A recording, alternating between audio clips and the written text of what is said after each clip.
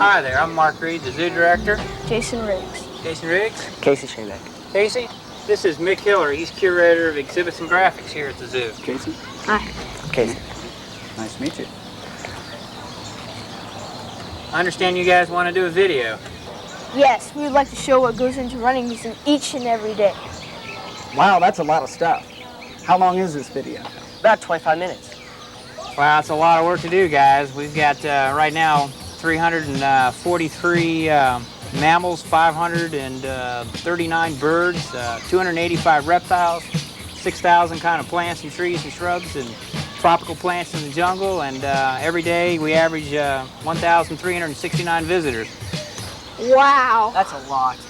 Outside of the animal departments and the keepers, we have a horticulture department, we have commissary, we have a maintenance department, we have veterinarian staff, we have visitor services, restaurant people, we have an administration building with membership and graphics department, we have an education department.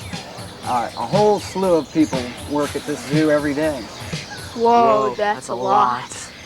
And that's just what goes on inside the zoo. Besides that, we're reintroducing animals back out in the wild and funding various other conservation projects. We got projects in China, Indonesia, Aruba Island, Jamaica, Brazil, Costa Rica, Peru, and as well as Guam in the United States territories. So it's a lot more than most people realize. Well, can we give it a try? Sure, why not? Let's start shooting.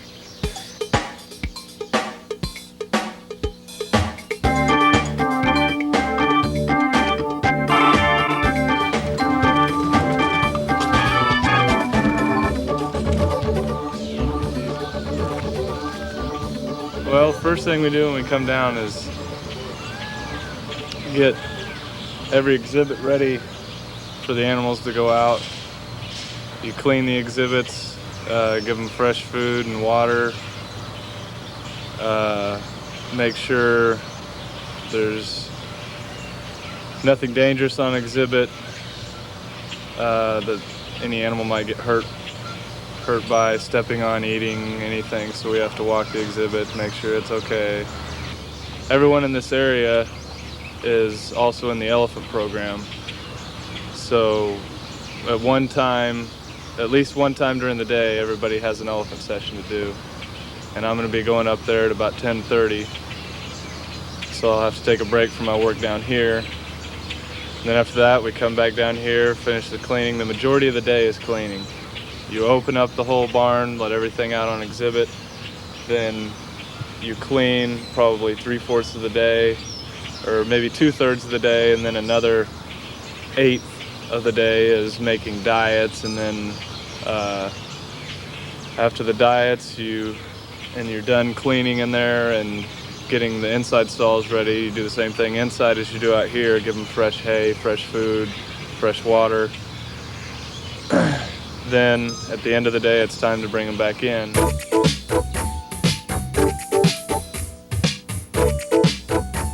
Well, right now I'm making a tortoise diet, and it's a pre-made mixture. We make it once a week, and we just that's the snake bite alarm. We test it every morning. Hold on. Herpetarium. Okay, thanks. All right, bye. We have to have the office call us to make sure that they hear it. So that's a daily thing. If there was an instance where someone was bitten by a venomous animal, then we would ring the alarm, and there's a whole entire procedure we go through. You take an antivenin, the specific antivenin for whatever animal happens to bite you, and would take that with your health card, and you'd go to the closest hospital, and they would treat you there. I'm getting ready to go over to my side and feed some animals. I feed all the tortoises. I try and feed them 3 times a week. Some lizards, like the desert rim lizards, where there are a lot of different species, I'll feed them up to 4 or 5 times a week because they're a breeding group. Anytime you're going to breed an animal, you need to make sure that you offer it a lot of food so that it can build up body weight to produce eggs or live birth in some cases.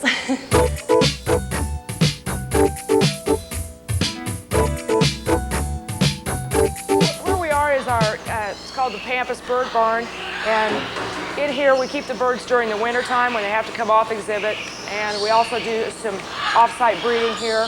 We keep birds in year-round.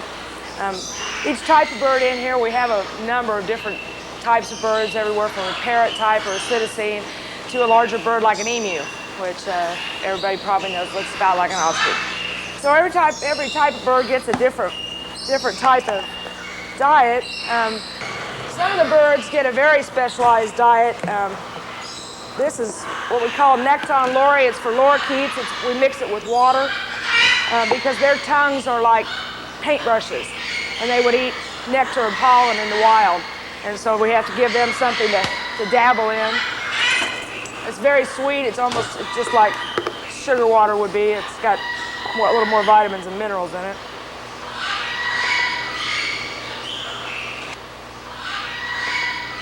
Yeah, actually we do sample it, and one of our keepers has a real liking for our waterfowl diet. You add a little milk and sugar to it, it'd make a great breakfast.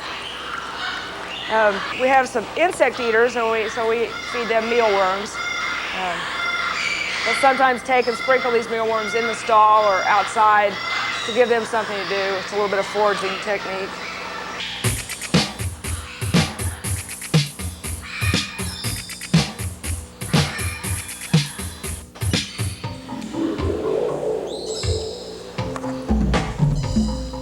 A few birds throughout here that used to be pets. So if you hear wolf whistles and hellos, that's why.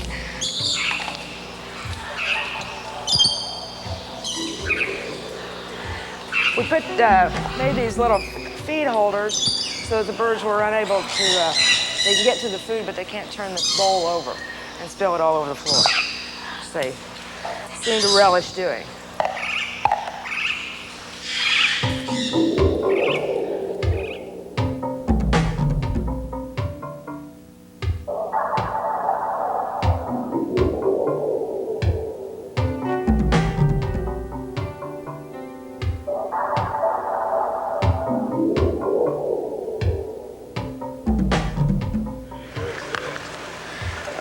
We're going to give this chimpanzee a physical exam, a tuberculosis test, a vaccination. He seems to have some problem with his fur. It's fallen off of his arms, and it could be a hormonal problem, so we need to get a couple of good blood samples to see what's going on there. And while we have a blood sample in hand, there's another zoo that's requested blood samples from chimpanzees. We'll save them a sample as well and ship it up to Topeka. I think I can do this one.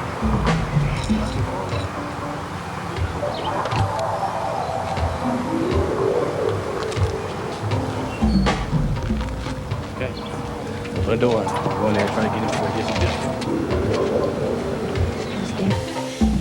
Okay. He put himself right in the door. I can't get to him from here to give him another shot. What we're probably gonna have to do is have him back out the door, close this door, open this door, let me in without